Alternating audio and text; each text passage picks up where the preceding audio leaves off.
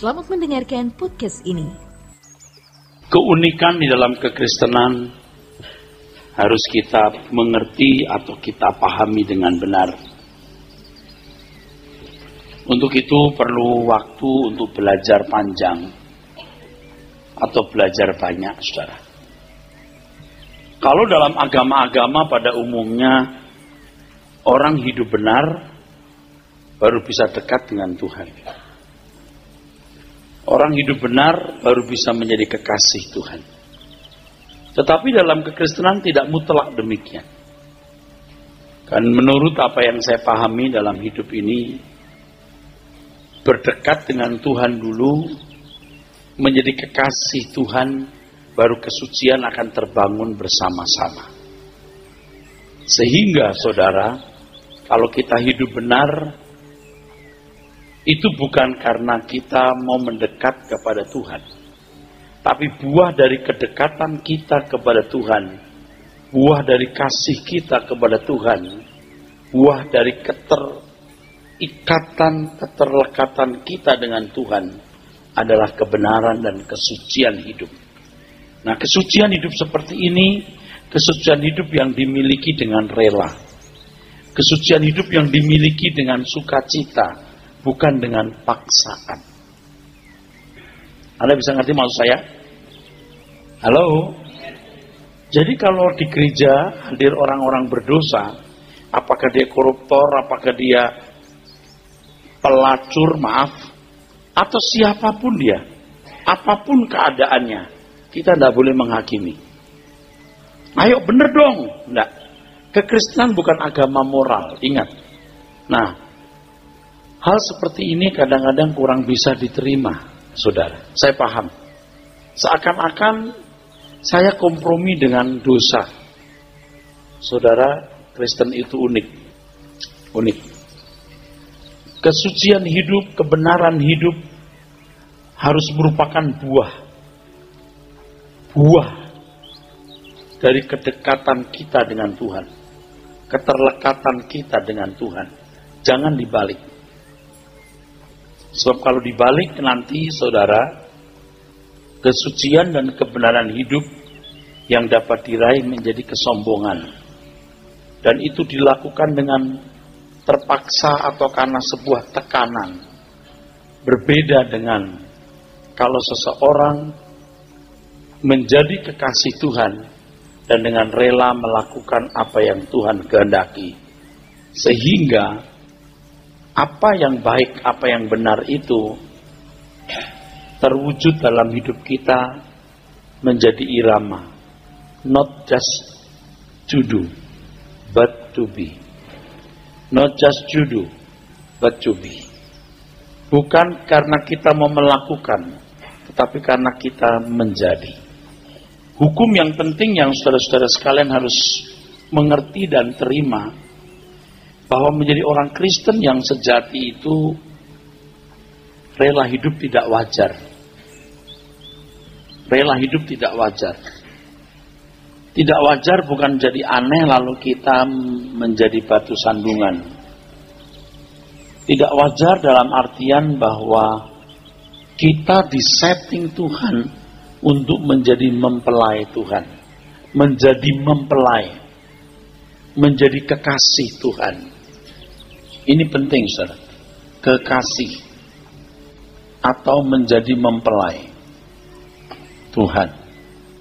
Tidak ada masa yang hebat seperti masa yang dialami manusia pada zaman Perjanjian Baru. Anak manusia bisa menjadi mempelai Tuhan. Kata mempelai di sini jangan dikaitkan dengan hubungan pria wanita yang ada unsur seksual. Unsur seks. Mempelai di sini tidak menunjukkan kedekatan atau keterlekatan, saudara. Saya menjelaskan tadi pagi, dan ini ada kaitannya dengan soal berhala, saudara. Kita itu dari kecil, dari muda, itu mewarisi gaya hidup, cara memandang, cara berpikir, cara bernalar, dan mindset yang salah. Chemistry kita itu chemistry fasik. Yang pertama, kita menerima gen atau DNA, deoksiribonukleik acid, atau dosa warisan yang disebut sinful nature. Otomatis itu melekat di dalam diri kita, saudara. Lalu yang kedua, kita menyerap dari milieu atau lingkungan. Berhari, berminggu, berbulan, bertahun, kita diajar untuk menemukan wajah yang menjadi kekasih kita. Kekasih kita adalah punya rumah pribadi, mobil pribadi, deposito yang cukup, barang yang berbranded. Itu wajah kehidupan yang kita ingini, wajah kehidupan yang kita ingini, wajah. Dan chemistry seperti itu, saudara, itu melekat, menyatu dalam diri kita. Cocoknya sama wajah itu. Cocoknya sama wajah itu. Cocoknya sama wajah itu. Dan kalau itu terus dibiarkan sampai mati, dia memiliki cita rasa hidup, selera hidup, atau chemistry seperti itu. Misalnya begini, itu saudara, mau seperti ini, wajah ini yang cantik, ini yang menyenangkan. Lalu sekarang ada gambar wajah lain, nggak jauh beda sih. Udah nggak suka sama yang ini, aku maunya ini. Dan ini kan misteri kehidupan, saudara. Anda pernah lihat nggak seorang berkebangsaan barat atau orang bule, ganteng, terus wanita di sebelahnya itu mbak-mbak gitu? Nggak gini. Ini pembantu rumah tangga saya lebih cantik dari ini. Ini kenapa ya dia digandeng begitu? Kita nggak bisa ngerti. Apa you nggak lihat ya? Apa you buta ya? Kita ngelihat gitu, kita bingung, saudara. Nggak tahu gimana gitu. Anda pernah lihat nggak ada wanita yang cantik gitu, tapi prianya itu mukanya geradakan seperti jalan rusak Cibinong. Kita juga mikir, kok mau ya? Kalau orang sudah terlanjur membangun cinta, saya mau yang begini nih, yang begini nih. Memang pada mulanya ya saudara, pada mulanya mungkin tertariknya sama betisnya, atau bentuk hidungnya, atau mungilnya, atau apanya. Tapi akhirnya dia punya frekuensi itu ya, parabolanya itu diarahkan ke sana terus. Disuruhnya dia nggak mau. Makanya ya ibu-ibu ya, bapak-bapak, kalau anaknya sudah mulai dewasa, mulai pacaran, itu harus strictly diperhatikan. Siapa temannya? Anak-anak suka tidak mau jujur kan? Itu pacarmu? Bukan mam, teman kita biasa-biasa saja. Mulanya biasa-biasa saja. Kalau sudah sampai klik, waduh bahaya. Dia nggak mau yang lain, saya mau yang ini. Saya nggak mau yang lain ini. Aduh nak, itu nggak cantik nak, itu lebih cantik. Ya sih, tapi aku mau yang ini.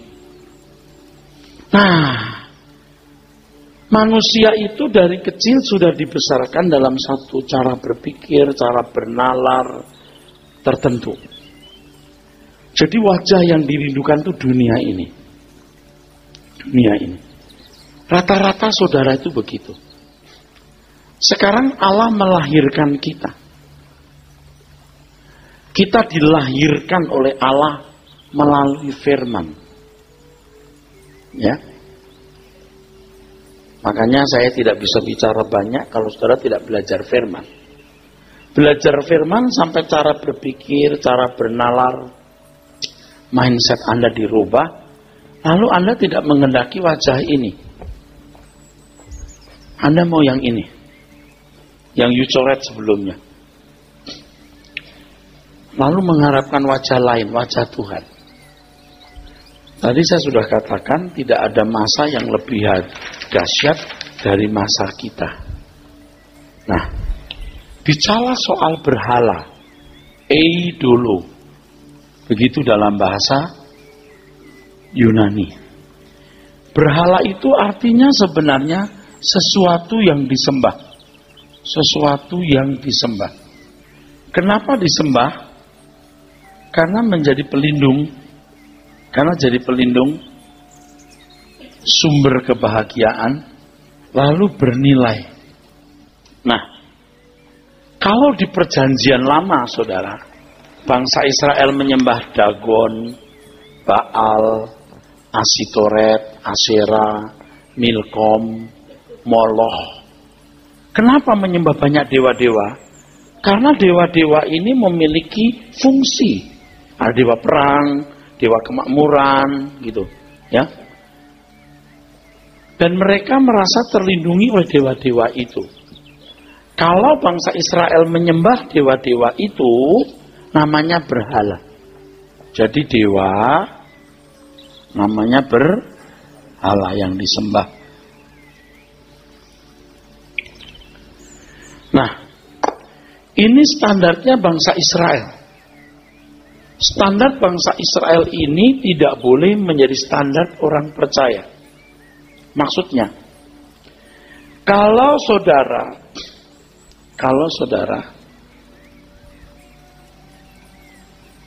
hanya tidak ke dukun lalu merasa tidak menyembah berhala, itu kan salah. Merasa tidak menyembah berhala karena tidak ke dukun. Meja abu dibakar, kan begitu kalau pelayanan pelepasan itu ya. Kalau saya minta disarankan gimana meja abu, kasih koko yang paling gede, kasih adik, bakar aja, jangan melukai yang masih hidup. Tapi ini berhala Pak, bagimu berhala, tapi bagi yang lain tidak. Jangan memaksakan ukuran bajumu ke badan orang. Oke? Itu jadi kepahitannya dalam, saudaraku. Ya. Tapi kalau di rundingan keluarganya belum dibakar, dibakar. Ya, oke. Kalau orang Kristen merasa tidak punya berhala karena bakar meja abu di rumah, tidak ke dukun, tidak punya berhala, lalu merasa tidak punya berhala, itu salah. Berhala itu artinya sesuatu yang disembah. Kalau orang Israel menyembah Allah, mereka punya ritual, mereka punya seremonial menghadap ke Yerusalem. Sehari sekian kali, itu orang Yahudi loh, menyembah ke Yerusalem. Jadi dimanapun mereka berada, mereka menyembah ke Yerusalem. Soal masalahnya kalau naik kapal, itu bahaya. Kalau kapal belok, dia lagi menghadap begini, kapal belok kan mesti begini-begini. Itu kalau orang Yahudi begitu, ya. Mereka kiblatnya ke Yerusalem. Kita kiblatnya kemana? Nah, kalau gereja Bethel Indonesia itu kantor pusatnya di Jalan Ahmad Yani, bypass ya. Nah, ini kalau orang Semarang mesti menghadap Jakarta, Ahmad Yani. Ah begitu. Kita tidak punya kiblat secara fisik. Kita tidak punya ritual-ritual. Orang Kristen itu tidak punya tata cara menyembah secara fisik. Tidak punya. Ya. Kalau orang Yahudi punya, kita tidak punya. Ada orang berkata, Pak, kalau kita berdoa buka mata boleh nggak? Oh boleh. Tuh kenapa tutup mata? Ya karena mau konsentrasi. Kalau Anda sudah bergaul dengan Tuhan lama, itu berdoa sambil buka mata, sambil naik sepeda, pagi olahraga, atau naik motor, atau naik mobil, itu gampang. Duduk di bus atau di pesawat terbang begini, berdoa. Kenapa tutup mata? Supaya konsentrasi. Kalau orang yang sudah biasa bersekutu dengan Tuhan tanpa tutup mata juga bisa. Makanya kalau berdoa kan saya sering begini, kami bersyukur ya Tuhan. Mau terus terbuka, tapi pasti kosong. Wih, kami bersyukur Tuhan. Nah, ini tidak boleh. Hah? Konslet itu. Kan kalau orang nggak konsentrasi kan begini, oh Bapak di surga. Bakso. Nah ini kan, ini kurang ajar ya. Di gereja pun juga tidak boleh. Kadang-kadang kita kan doa kan untuk lebih konsentrasi kan doa. Nah kalau buka mata kan, oh Tuhan Yesus, kita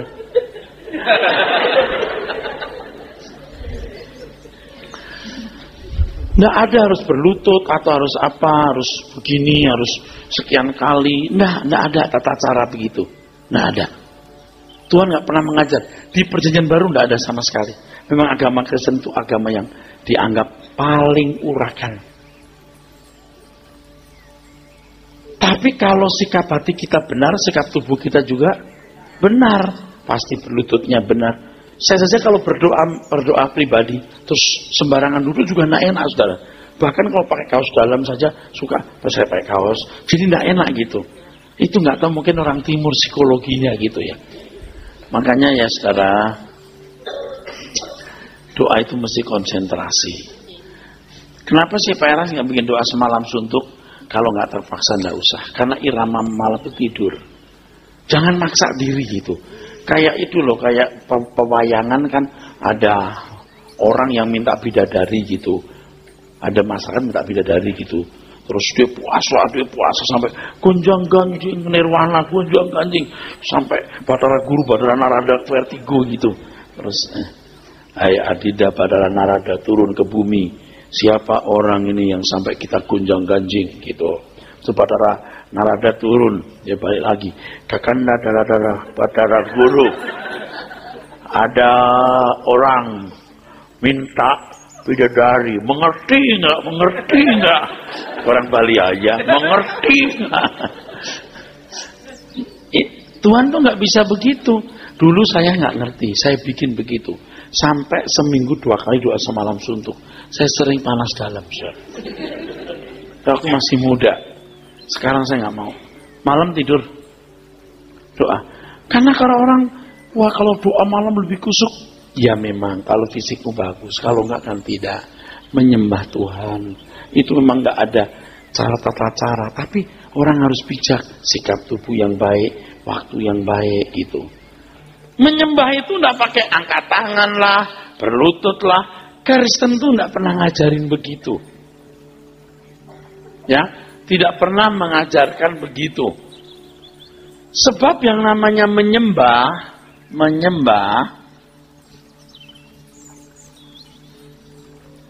itu sebenarnya, ya ini yang proskuneo. Artinya tunduk.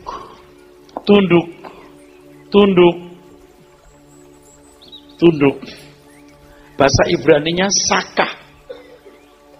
Sakah, S-A-K-A-H-H.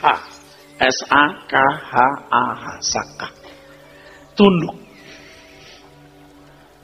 Itu pengertian sempitnya. Nanti saudara akan ingat terus, saya akan ulang-ulangi pelajaran ini. Sakah itu artinya tunduk. Pengertian sempitnya. Tapi pengertian luasnya memberi nilai tinggi. Menyembah bukan cuma soal tata cara agama atau ritual seremonial. Tetapi menyembah itu sikap hati yang memberi nilai tinggi Tuhan. Jadi sesuatu yang kau beri nilai tinggi itu berhalamu. Kalau orang Israel tidak di level itu, saudara, yang penting tidak punya Baal, tidak punya Dagon, tidak punya Milkom, Moloch, dewa-dewa ya, berhala-berhala. Mereka datang ke bait Allah menyelenggarakan ibadah di bait suci. That's it. Mereka dianggap sudah tidak punya berhala. Tetapi orang Kristen tidak begitu. Tuhan melihat ini, saudara. Urutan pertama itu apa dalam hidup kita? Sebenarnya kata urutan juga tidak tepat, saudara. Seluruh wilayah hati kita ini wilayah Tuhan. Itu yang benar. Dan tidak boleh ada benda masuk sini. Kalau benda itu tidak diizinkan Tuhan masuk. Tadi saya sudah menjelaskan bahwa dari kecil kita disetting dengan cara berpikir dan penalaran yang salah. Makanya orang ke gereja pun dalam rangka asas manfaat. Punya persoalan datang ke Tuhan, punya problem datang ke Tuhan, kan begitu. Itu asas manfaat. Mestinya nggak perlu begitu. You punya problem, selesaikan saja dengan tanggung jawab. Dan sementara engkau bergumul menyelesaikan masalahmu dengan tanggung jawab, mentalmu berkembang jadi baik. Amin. mentalmu bertumbuh. Ini yang bikin agama itu, ini yang menimbulkan kecurigaan dan pandangan agama itu memperbudak, membodohi, karena begitu. Membuat orang tidak mengoptimalkan potensi.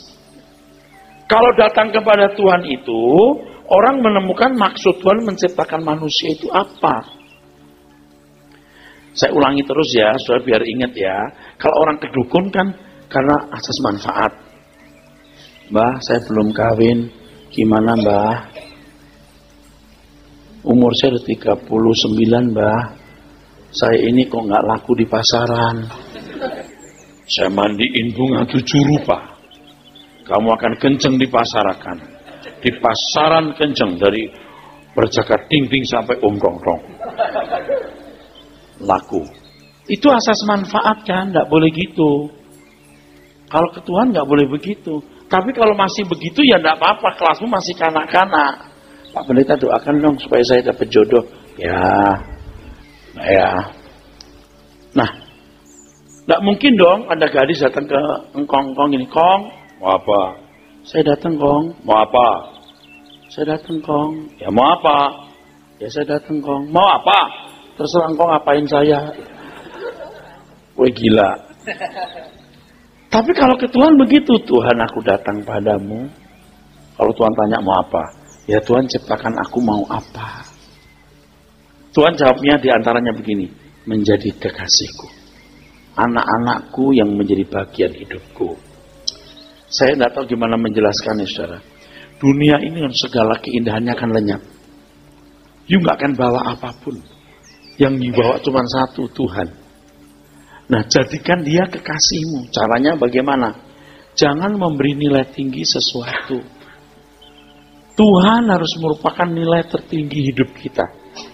Nah, berhubung kita dari kecil memang sudah salah berpikir, salah bernalar, mindset kita keliru, saudara. Dari muda sudah keliru, maka sulit sekali, saudara, kita merubah. Nah, tanggung jawab saya di gereja ini memberikan firman yang merubah mindset saudara. Lagu-lagunya saja yang tadi itu sudah.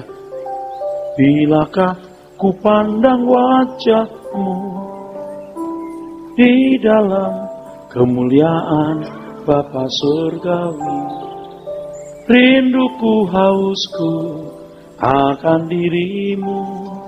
Bilakah ku di sana selamanya. Nanti pasti ada lagu-lagu lagi yang lebih dahsyat nih. Berikut-berikut nanti pasti lebih dahsyat. Saya tidak peduli Anda punya latar belakang model apa. Siapapun Anda saya tidak peduli. Saya perkenalkan kebenaran, Anda jadi kekasih Tuhan. Nanti hal-hal yang tidak pantas itu akan lurus sendiri. Itu otomatis. Otomatis. Anda masih bersama saya? Jangan jadi agama moralis. Kekristenan bukan agama, tapi jalan hidup. Christianity is not religion, but the way of life. But the way of life. Jadi hati kita ini loh, yang memberi nilai tinggi Tuhan. Siapa yang kau beri nilai tinggi, kepadanya kamu menyembah. Makanya di Lukas pasal 5, 4, Lukas 4, ayat 5 sampai 8. Iblis berkata, kuberikan dunia kepadamu kalau kau menyembah aku. Jadi mengingini dunia, memberi nilai tinggi dunia sama dengan menyembah iblis. Nah, orang yang tidak mengerti kebenaran akan berkata, wah keterlaluan banget itu pendeta. Mosok kita ingin dunia menyembah iblis. Ya Alkitab ngomongnya begitu bro. So aku tidak bisa menghindar. Ini bukan mau-mau beta. Tuhan yang ngomong begitu. Halo? Tapi saya nggak suka pak. Ya terserah situ. Ini daganganku. Mau beli silakan, nggak mau beli silakan. Artinya mau bayar silakan, nggak bayar silakan. Emangnya jual beli pak? Bukan jual beli pakai uang, pakai sikap hati. Saya mau terima nih pak. Oke, ayo. You tidak akan pernah menyesal kalau ngikuti yang saya katakan. Saya nggak ingin duitmu atau apamu, hatimu untuk Tuhan. Bukan juga untuk saya loh, untuk Tuhan loh. Saya membuat Anda atau menggiring Anda jadi kekasih Tuhan. Tapi ingat ya, saya sudah katakan tadi, bahwa wilayah hidup kita itu, saya hanya bisa membawa ke wilayah yang terbatas. Saya mengajarkan kebenaran dan saya berusaha jadi teladan. Selebihnya Anda cari Tuhan sendiri dong. Doa tiap hari ketemui Tuhan. Coba kalau jam, misalnya di rumah jam 10-11 malam atau boleh juga tengah malam, nggak apa-apa, kapan saja, asal Anda kuat secara fisik. Duduk di kursi diem. Tuhan, ini waktu ketemu Engkau. Tuhan, udah nyanyi, terus doa lagi. Coba nanti Anda kan punya seni. Seni ketemu Tuhan. Dan setiap orang punya seni yang berbeda. Lagu-lagu yang saya tulis itu, sering saya dapat waktu saya berdoa. Bukan langsung di karang-karang gitu. Enggak. Waktu saya lagi berdoa, saya menemukan. Yang terakhir-terakhir dua minggu ini. Ku mau itu seturut kehendak-Mu Tuhan. Ku mau memberi semua yang dapat ku berikan. Itu kira-kira ada suara gitu di hati saya. Bener nih. Udah nggak ada pilihan, ya Tuhan. Saya tahu saya bakal mati nggak bawa apa-apa kok. Semua yang saya miliki Tuhan mau ambil, silakan. Kalau ada bagian hidupku yang belum kau ambil, aku pertahankan, ku berikan. Kadang-kadang saya berpikir begini, lama-lama siapa yang mau dengar khotbah saya? Bisa nggak ada loh. Bisa nggak ada. Tapi nggak mungkin nggak ada. Karena pasti banyak orang-orang yang pasti bersedia mau dibentuk Tuhan dan diproses Tuhan. Nyatanya muka saudara saya lihat pagi sore. Coba pagi sore kayak restoran Padang aja pagi sore. Itu berarti Anda mencari kebenaran. Betul nggak saudara? Saya cuma membimbing Anda ke satu wilayah tertentu. Kalau Paulus mengatakan di 2 Korintus 11, kita baca dah ya, supaya kelihatan rohani sedikit ya. Kalau nggak baca Alkitab, pikir kita nggak rohani toh. 2 Korintus 11. Ayat 2 kita mulai. Sebab aku cemburu kepada kamu dengan cemburu ilahi, Ya. karena aku telah mempertunangkan kamu kepada satu laki-laki untuk membawa kamu sebagai perawan suci kepada Kristus. Perawan suci. Kalau Paulus kepada jemaat Korintus waktu itu, ya, membawa jemaat jadi perawan suci, saya Erastus mau mengajak saudara jemaat Rehoboth jadi perawan suci, atau jemaat manapun yang datang ke Rehoboth jadi perawan suci. Kalau ada tujuan lain selain ini dalam hidup pelayanan saya bukan jahat, sangat jahat. Saya menipu saudara. Makanya Anda harus mau saya ajak untuk menjadi mempelai. Kalau Anda tidak mau, saya nggak berdaya juga. Ini tergantung saudara loh. Saya seperti mak comblang, dan saya sendiri juga sudah pernah dicomblangi orang. Saya pilih Tuhan Yesus. Saya memilih Tuhan Yesus. Saya belum hebat banget, belum. Tapi saya memaksa diri jadi mempelai Tuhan. Memaksa diri jadi kekasih Tuhan. Amin. Bisa. Terus? Tetapi aku takut kalau pikiran kamu disesatkan dari kesetiaan kamu yang sejati kepada Kristus, Ya. sama seperti Hawa diperdayakan oleh ular itu dengan kelicikannya. Kalau Adam dan Hawa menghormati Tuhan, memberi nilai tinggi Tuhan, dia tidak akan melanggar firman-Nya. Setuju? Amin? Iya. Karena dia tidak menghormati Tuhan, saudaraku. Dia tidak menghormati Tuhan. Nah, tanpa sadar kita juga bisa ditipu oleh kuasa kegelapan dengan adanya banyak berhala. Ada banyak berhala dalam hidup kita. Dan kita merasa itu wajar. Itu wajar-wajar saja. Tidak wajar, saudaraku. Tidak wajar, saudara. Saya telah bergumul mati-matian. Dan kadang-kadang jujur ngomong ya, saya berpikir begini. Ya Tuhan, aku kerja keras untuk bisa mencapai level ini, rasanya kerja keras mati-matian kayak begini gitu. Terus gimana dengan jemaat yang memang kurang serius dengan Tuhan? Yang serius saja rasanya nggak nyampe-nyampe ya.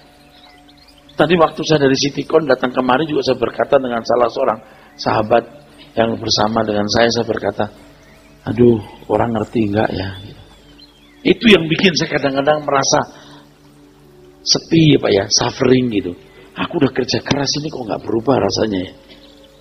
Kalau ibarat naik bukit itu saya sudah terseok-seok gitu. Aduh, udah capek aja baru sampai di sini. Ini yang masih di bawah sana, mau nggak ya naik ke sini ya? Ya cuman sering menghibur diri begini. Ya nggak semua orang sama gitu. Tapi kalau bisa kenapa kita nggak mau? Halo? Logis nggak saudara bahwa hidup kita ini singkat? Kita akan menatap kekekalan. Amin? Logis nggak? Logis kan? Ayo kita sungguh-sungguh yuk. Nah, banyak orang merasa berat memiliki apa yang orang lain miliki dan memiliki kesenangan yang orang lain juga miliki. Sampai tidak bisa membedakan antara kebutuhan dan membangun pencitraan diri dengan berbagai fasilitas. Dan itu irama hidup yang kita peroleh sejak muda. Sebenarnya orang-orang seperti ini menjadikan dirinya Tuhan. Dia mendandani dirinya dengan kehormatan manusia, dengan fasilitas, dengan barang berbranded. Ya. Bukan tidak boleh. Boleh, sudah punya duit beli boleh. Tapi jangan membangun citra diri dengan hal-hal itu. Dan orang-orang seperti ini, saudaraku, orang-orang yang sebenarnya menjadikan dirinya Tuhan. Oh enggak kok Pak, enggak. Majikan itu dirimu sendiri. Kamu puaskan dirimu, kamu senangkan dirimu. Karena kamu melihat orang lain punya ini, kamu juga merasa berat punya itu. Orang lain berbuat begitu, Anda juga merasa berat punya hak untuk berbuat begitu. Akhirnya saudara, dia tidak menyembah Allah tapi memberhalakan dirinya dan memberhalakan dunia ini. Ini menyembah iblis namanya. Ini menyembah iblis namanya. Dan orang seperti ini, orang yang kejam terhadap dirinya sendiri. Dia sewenang-wenang terhadap dirinya sendiri. Dia membinasakan dirinya sendiri. Dan banyak orang Kristen yang terbelenggu oleh cara hidup tersebut. Pasti orang-orang seperti ini tidak memperlakukan Tuhan sebagai nilai tertinggi kehidupan. Bukan berarti lalu dia tidak bergereja. Dia bisa bergereja. Dia bisa jadi aktivis jemaat. Bahkan dia bisa menjadi pendeta. Tetapi dia tidak memberikan Tuhan nilai yang tertinggi di dalam kehidupan. Nah, sekarang masalahnya bagaimana kita menjadikan Tuhan itu sebagai Tuhan dan tidak punya berhala yang lain, tidak punya berhala. Bapak Ibu, mengenal Tuhan. Ini jalannya, saudara. Mengenal Tuhan di dalam pikiran dan merasakan Tuhan. Mengenal Tuhan dalam pikiran, perhatikan, dan merasakan dalam perasaan. Perasaan. Nih. Hal-hal yang sulit saya jelaskan, tapi saya jelaskan. Saudara, saya minta konsentrasi ke saya. Ya, oke.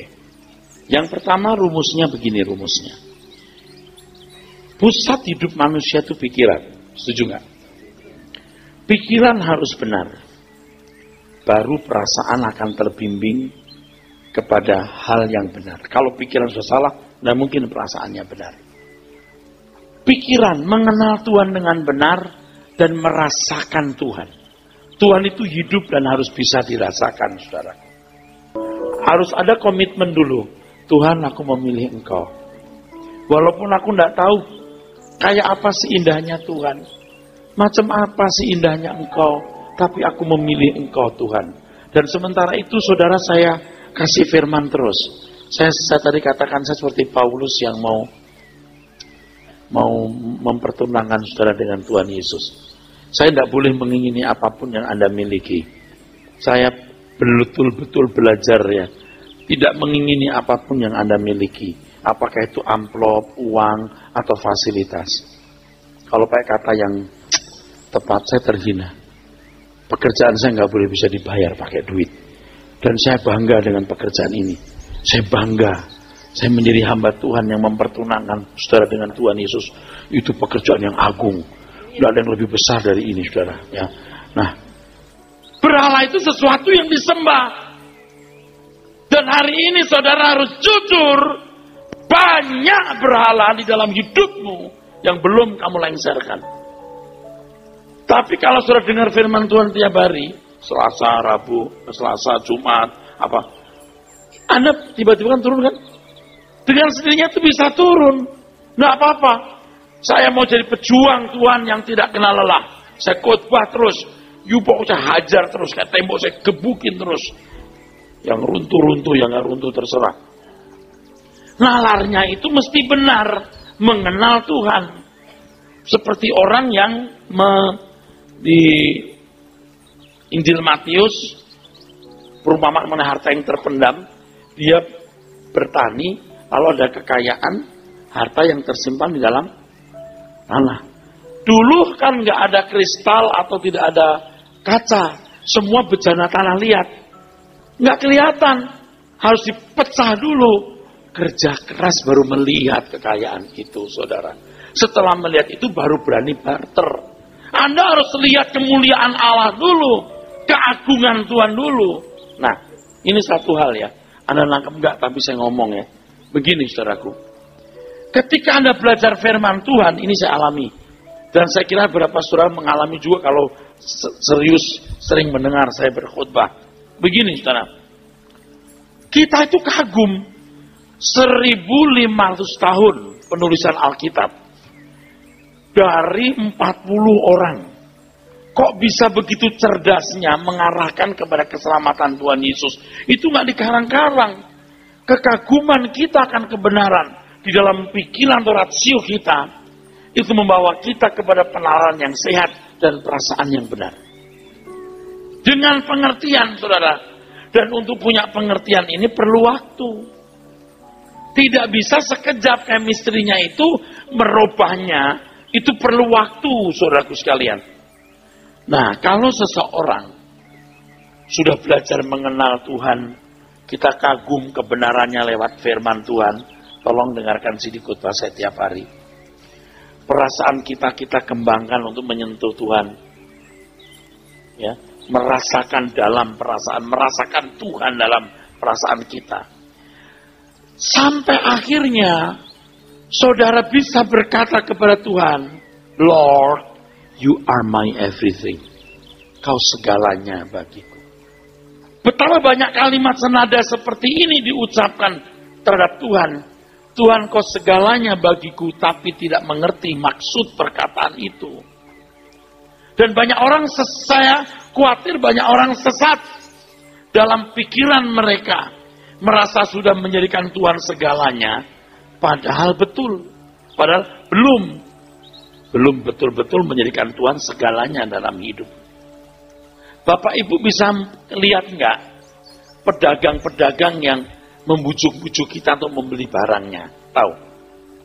Bagaimana dia membujuk-bujuk kita, memuji-muji kita, kasih minum, tahu nggak? Supaya kita beli barangnya. Nah, tanpa sadar kita bisa begitu terhadap Tuhan. Baik-baik sama Tuhan, akrab-akrab sama Tuhan. Ada udang di balik piring. Di balik rempeyek boleh. Nggak tulus.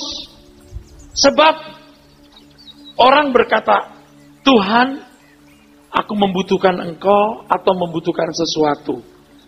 Aku membutuhkan Engkau karena Engkau lah yang kubutuhkan. Aku membutuhkan Engkau karena sesuatu atau karena Engkau sendiri. Itu beda. Tapi dalam pelaksanaannya hampir gak kelihatan bedanya. Nangkep saudara? Semua datang begini mau apa? Nah, tapi saya percaya kalau sampai datang ke tempat ini, udah pasti pada umumnya orang udah tahu. Gue mau diomelin. Cucu teman saya, tadi kita ngomong-ngomong, lucu banget anaknya. Kecil umur 3,5 tahun, tapi pinter bahasa Inggrisnya, pinter. Dia bilang, oh Pak Ayas, maya-maya. Kalau kota, maya-maya. Dia taunya saya marah-marah. Ini anak kecil loh. Marah-marah. Ya karena nadanya kayak begini, saudara. Ternyata yang dimarah-marah datang lagi. Mau diubah. Jadi saudara kalau datang kan, apa sih maunya saya? Oh biar jadi anggota jemaat. Oh enggak, yuk nggak jadi anggota kita juga nggak masalah. Enggak problem. Yuk mau apa sih? Saya cuma mau jadi seperti Paulus yang membawa you jadi mempelai Tuhan. Amin. Tapi you mesti mau. Caranya gimana? Robah pikiranmu, robah terus mengenal Tuhan sampai and everything surround me become shadow in the light of you. Segala sesuatu di sekitarku jadi pudar di hadapan Engkau. Become shadow. Jadi luruh melihat keindahanmu. Kan orang nggak bisa melihat keindahan Tuhan dalam sekejap. Perlu waktu panjang. Nah kalau saudara tidak mau setia terus menerus, ya nggak bisa. Dan Paulus mengatakan di dalam tulisannya bahwa kekayaan Kristus itu tidak terhingga. Kekayaan Kristus itu tidak terhingga. Sampai kita bisa berkata seperti pemazmur berkata, sekalipun tubuhku dan dagingku habis lenyap, gunung batuku dan bagianku tetaplah selama-lamanya. My mind and my body may grow weak, but God is my strength. He is all I ever need. Oke, dengerin saya baik-baik. Nah, untuk Tuhan, kita harus lebih dari itu. I adore you, Lord. Harus mengagumi. Nah, bagaimana kita bisa mengagumi Dia kalau kita tidak mengenal Dia? Beda kalau orang punya berhala. Setahun, 2 tahun, 3 tahun, 4 tahun dagang nggak laku-laku. Restorannya sepi. Aduh, sering rugi. Mau tutup salah, nggak tutup salah. Dia pergi ke Gunung Kawi. Dikasih pasir Gunung Bromo. Dikepret-jepret. Langsung laris. Amazing. I adore you Gunung Kawi. Kan gitu. Betul nggak? Ngerti nggak? Dia bisa setia. Tapi cuma itu doang. Allah kita jauh lebih hebat dari Gunung Kawi. Tapi kan masalahnya begini, saudara. Kalau berhala-berhala di dunia, itu kan memuaskan hasratmu. Betul nggak? Kalau Tuhan tidak. Tuhan menuntun kita kepada kebenaran. Itu masalahnya. Ya Tuhan, berkati Tuhan usahaku. Tuhan nggak berkati. Kayaknya. Kalau kamu kaya berbahaya, nggak usah ya, pas-pasan aja. Itu masalahnya. Jadi nggak bisa kagum sama Tuhan. Lalu gimana caranya kagum? Kenali jalan keselamatannya. Bahwa engkau dibentuk untuk mewarisi langit baru, bumi baru. Bahwa engkau tidak disempurnakan seperti Bapa di surga. Bahwa engkau harus mengenal the whole truth. Sampai Anda bisa kagum dan berkata, I adore you, Lord. Mengerti kebenaran. Tepuk tangan.